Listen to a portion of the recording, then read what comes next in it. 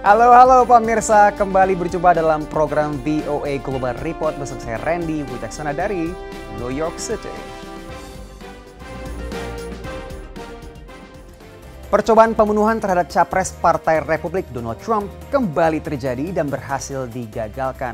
Sang pelaku langsung diringkus polisi dan diadili pada Senin lalu. Berita ini kami rangkum dalam VOA Global Highlight pekan ini berikut. Keep walking! Seorang pria di Florida ditangkap atas dugaan percobaan pembunuhan terhadap capres AS Donald Trump pada Minggu 15 September.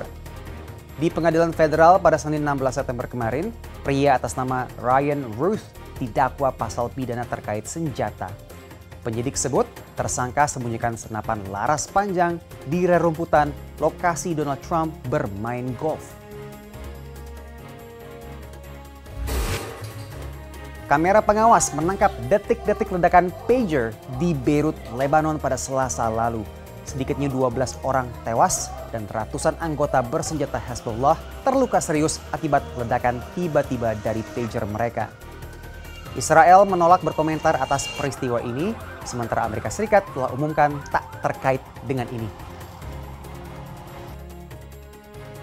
Musisi rap Sean Diddy Combs ditangkap atas tuduhan terkait perdagangan seks manusia.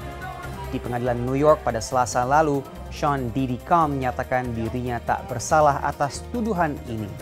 Ia dan produsernya diduga gunakan perusahaannya dan label musiknya untuk selundupkan perempuan dan pria untuk tindakan perdagangan manusia selama 16 tahun terakhir.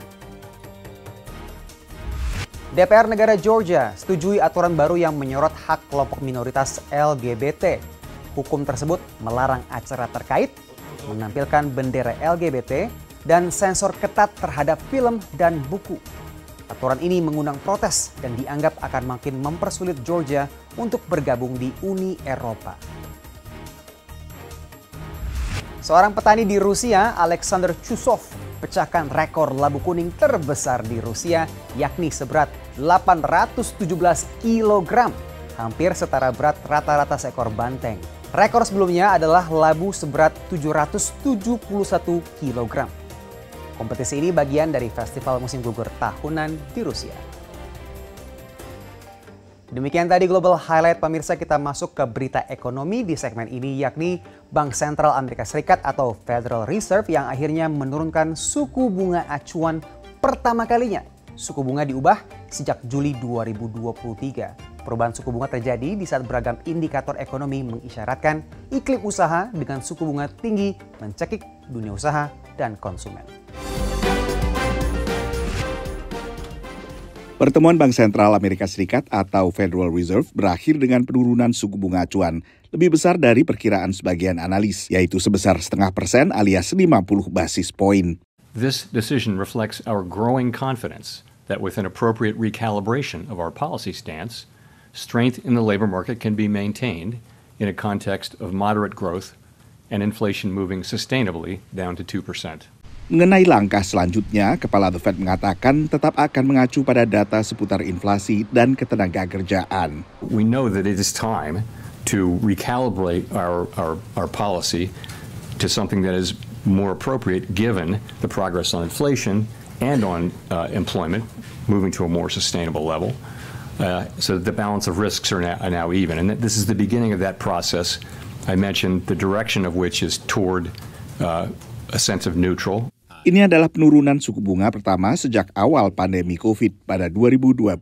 Sejak 2022 hingga 2023, suku bunga dinaikkan 11 kali dalam upaya meredam laju inflasi yang meroket bersamaan dengan pembukaan kembali perekonomian. Essentially, what the Fed is doing is making borrowing cheaper, and that would, if the world works as it usually does, make it easier for businesses to borrow, to invest, expand, so it should have a beneficial impact on the job market. There are a lot of questions, though, about how sensitive the economy is to interest rates right now. The Fed raised interest rates a lot, over 5 percentage points, in a very short period of time, and the economy didn't respond quite as much as one might have expected based on historical precedent.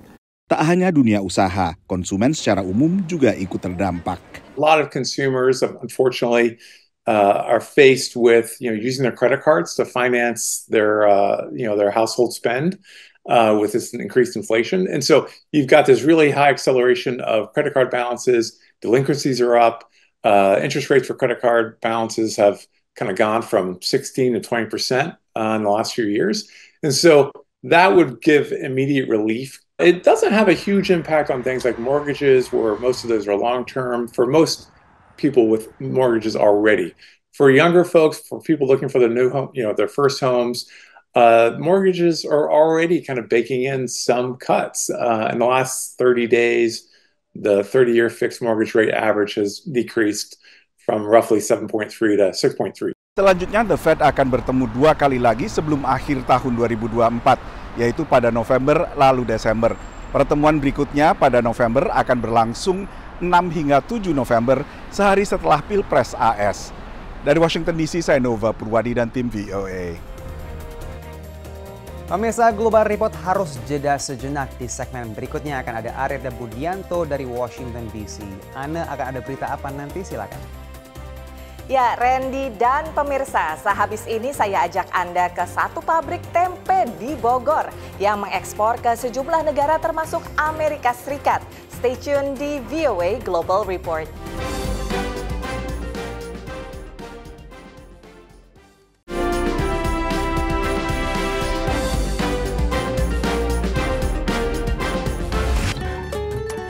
Pemirsa, welcome back to VOA Global Report. Di segmen kedua dari studio VOA di Washington DC, saya Aryatna Budianto.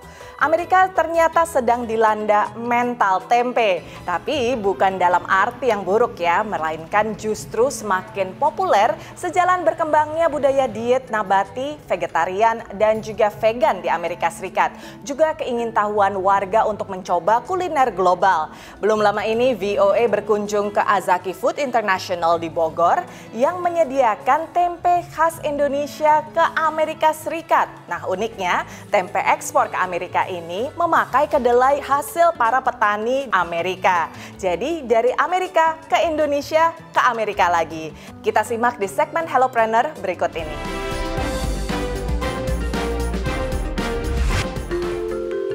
Kita produsen tempe menggunakan kedelai mayoritas dari Amerika Serikat. Ketika kedelai di pasaran itu tersedia, otomatis kita pakai kedelai lokal. Tetapi ketika di pasaran itu tidak tersedia yang lokal, ya otomatis kita pakai yang impor. Jadi lebih kepada ketersediaannya. Saya Cucup Ruhyat, Direktur PT Azaki Food International, perusahaan yang telah ekspor tempe ke berbagai negara, salah satunya adalah Amerika Serikat. Ya, mayoritas kedelai impor yang masuk ke Indonesia ini bersumber dari Amerika, karena Amerika Serikat ini adalah negara kedua penghasil kedelai terbesar di dunia setelahnya Brazil. Indonesia menjadi salah satu pasar terbesar juga setelah China buat Amerika Serikat. Jadi mungkin 50-60% kedelai impor dari Amerika yang masuk ke Indonesia itu digunakan untuk tempe. Ya memang trennya sedang naik. Kebetulan saya juga sekarang sedang ada rintis kerjasama dengan pengusaha di UK, dan salah satu target marketnya adalah Eropa, Amerika. Dan mereka membuat forecast yang cukup meyakinkan, ya, artinya sekian ratus % naiknya. Karena tempe ini sudah diakui sebagai salah satu superfood dunia. Amerika itu termasuk salah satu yang rewel dengan perizinan. Betul. Ini apa aja Pak langkah yang harus ditempuh? Dimulai dari kita ekspor perdana ke Jepang, kemudian ke Korea, tentu saja kita sudah memenuhi sertifikasi untuk ekspor. Kita sudah memiliki sertifikasi HACCP yang merupakan sertifikasi basic untuk pangan ini bisa ekspor. Memang tuntutan pasar Amerika ini lebih tinggi ya. Kita juga dituntut untuk lolos sertifikasi FDA. FDA-nya Amerika, dan itu kita sudah penuhi. Kalau kita mau bermain lebih lagi di Amerika, tuntutan mereka tentu saja ada sertifikasi berikutnya, diantaranya ISO 22000, artinya satu level di atas HACCP. Dan Azzaki Food International memang komitmen untuk memenuhi itu. Kita educate pengrajin tahu tempe untuk adopt better hygiene practice.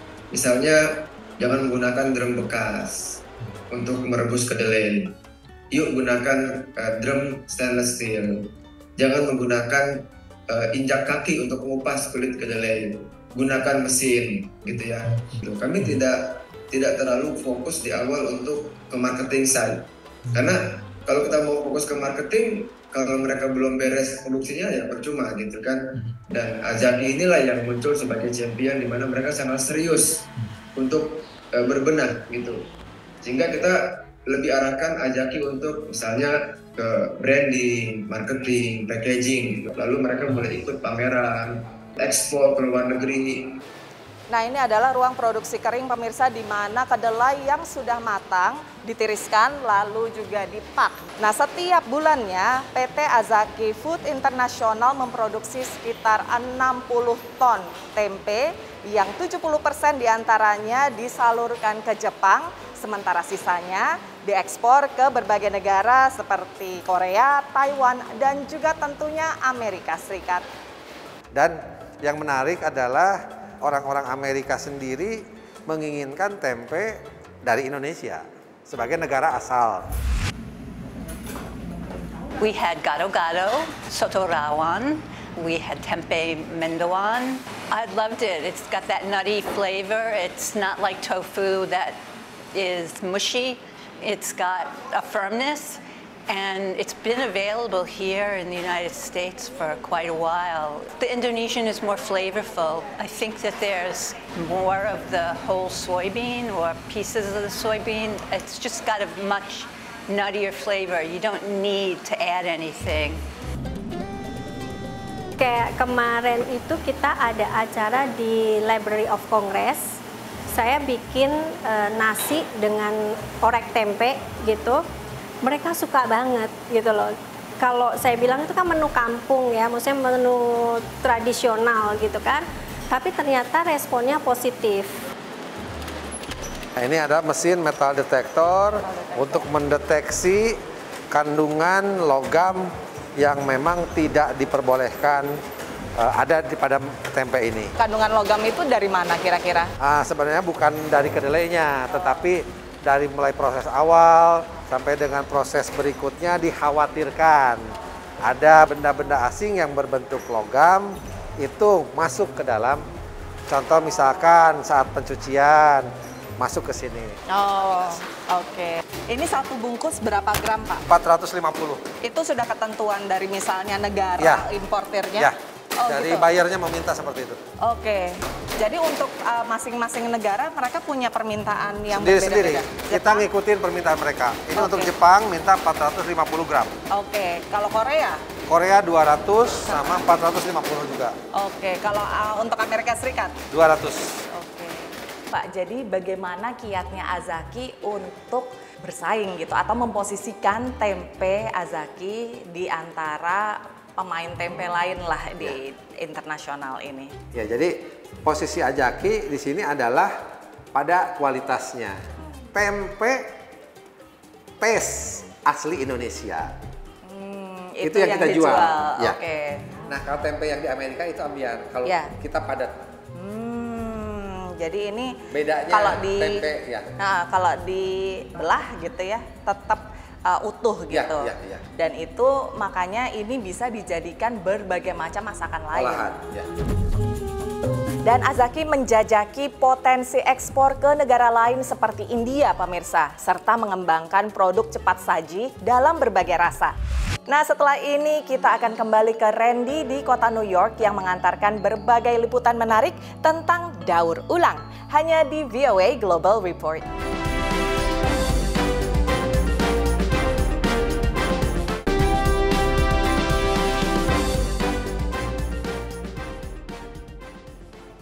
Welcome back to New York City, pemirsa. sampah makanan ini jadi masalah ya di penjuru dunia termasuk di Amerika Serikat. Nah, untuk menghindari sampah makanan yang berlebih dan menumpuk, di sini ada namanya aplikasi Too Good To Go yang menjual makanan sisa dari restoran, kafe, dan supermarket dengan harga yang murah banget. Nah, di kota New York juga ada yang namanya tong sampah pintar yang terhubung dengan aplikasi untuk daur ulang sampah organik. Kita simak beritanya berikut ini. Ketika malam tiba, sebuah restoran bernama Rasa di Washington DC ini menjual makanan sisa yang disalurkan berkat layanan aplikasi ponsel asal Denmark bernama Too Good To Go. Aplikasi ini menghubungkan restoran seperti mereka, kafe, dan supermarket dengan pengguna untuk membeli makanan yang sudah dekat masa kadaluarsa dengan harga miring. Harga normal semangkuk makanan ini berkisar 10-13 dolar AS atau 150 sampai 200 ribu rupiah. Lewat aplikasi, makanan dijual 6,5 dolar atau sekitar 100 ribu rupiah. Tapi pembeli tidak bisa memilih sesuai keinginan mereka karena makanan sisa tidak bisa diprediksi. Co-CEO Rasa, Rahul Vinod yang kami temui di siang hari menjelaskan, meski makanan dijual murah, ada keuntungan lain yang jadi pertimbangan. We get a lot of first-time guests who actually find us by just opening the app and they're seeing what's nearby. You know, we get paid a small fee for those bowls, so not as much as our regular meals, but it's better than just throwing it away. Menurut Departemen Pertanian AS, 30-40% dari seluruh pasokan makanan Amerika akhirnya terbuang dan menjadi sampah makanan. Selain sia-sia, sampah makanan yang membusuk berkontribusi pada perubahan iklim karena menghasilkan gas metana yang memanaskan bumi lebih cepat daripada karbon dioksida. Wakil Presiden Too Good To Go untuk Amerika Utara menjelaskan banyak penggunanya yang peduli akan hal ini, selain senang mendapatkan makanan murah. We definitely have lots of users who are passionate about sustainability and understand the relationship between food waste and avoiding the CO2e. We have a big group of users who really are putting food on the table for their families. And then we also have users who really love the unboxing nature of it. Tahun ini pemerintah AS menargetkan untuk mengurangi jumlah sampah makanan hingga separuhnya pada tahun 2030 dan menganggarkan sekitar 200 juta dolar Amerika untuk mencapai target tersebut atau lebih dari 3,2 triliun rupiah. Namun berbagai inisiatif untuk menanggulangi sampah makanan sudah berjalan sebelum target itu dicanangkan baik di ranah swasta maupun pemerintah. Di kota New York, tong sampah pintar berwarna oranye bernama Smart Compost Bin menerima sampah makanan dan sampah organik lainnya. Kotak sampah ini hanya bisa dibuka menggunakan aplikasi untuk mencegah tikus. Lokasinya pun dapat dilacak lewat aplikasi. Menurut pengalaman saya yang udah pernah pakai gitu ya, itu penting banget untuk memilah sampah organik ini yang akan dijadikan kompos gitu kan, karena selama ini belum ada gitu, dan juga untuk mempermudah supaya petugas-petugas yang mengambil sampah ini nantinya bisa membuat atau mendaur ulang kompos tersebut untuk menjadi sesuatu yang lebih berguna. Sejak proyek ini diluncurkan pada akhir 2021, pemerintah kota New York terus menambah jumlah tong sampah pintar dari hanya 30 menjadi 400 unit. Selain menjadi kompos, sampah organik warga dibawa ke fasilitas ini di Brooklyn untuk diubah menjadi energi biogas dan dipakai untuk mengaliri listrik sekitar 5.200 rumah. Dari Washington DC dan New York, Valdia Baraputri, Randy Wicaksana, dan tim VOA. Siapa di Indonesia dan di rumah suka ngerokok elektronik atau vape? Nah, di sini lagi ngetren yang namanya vape sekali pakai yang mulai jadi opsi populer di kota New York. Namun, ini pelan-pelan menuai kekhawatiran, utamanya terkait pencemaran lingkungan dari sampah vape sekali pakai yang makin menumpuk. Selengkapnya dilaporkan tim VOA dari New York berikut ini. Ini adalah kotak pembuangan khusus vape sekali pakai di New York yang diinisiasi satu orang perempuan bernama Nora. We are going to Maison Jar, which is a refillery store in Brooklyn, and we are going to visit a vape recycling box, which is a drop-off box where people drop their used vapes, and they will be recycled as electronics.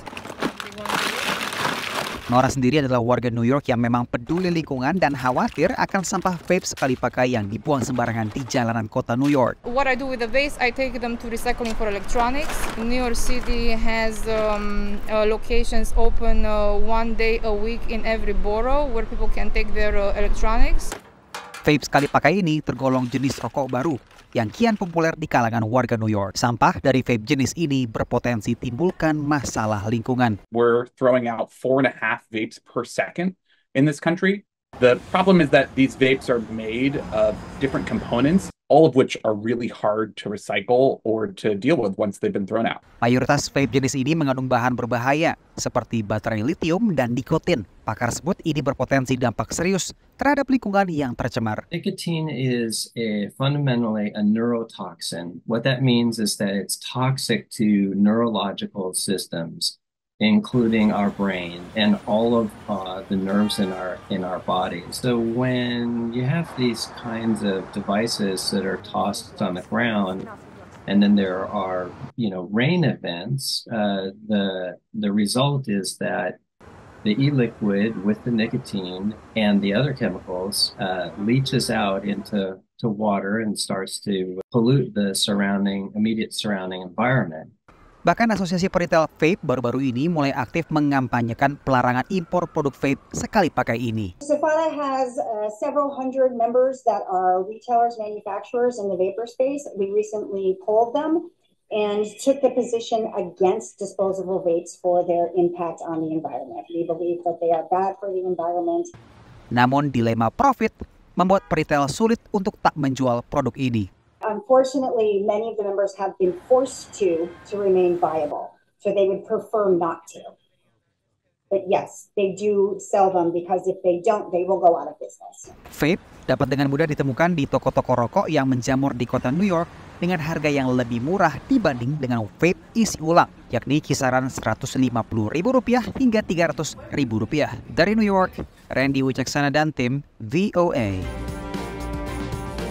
Dan berita tadi pemirsa jadi penutup perjumpaan kita dalam Global Report episode kali ini. Cek terus kanal YouTube VOA Indonesia untuk episode terbarunya. Saya Randy Wicaksana pamit undur diri. Sehat selalu.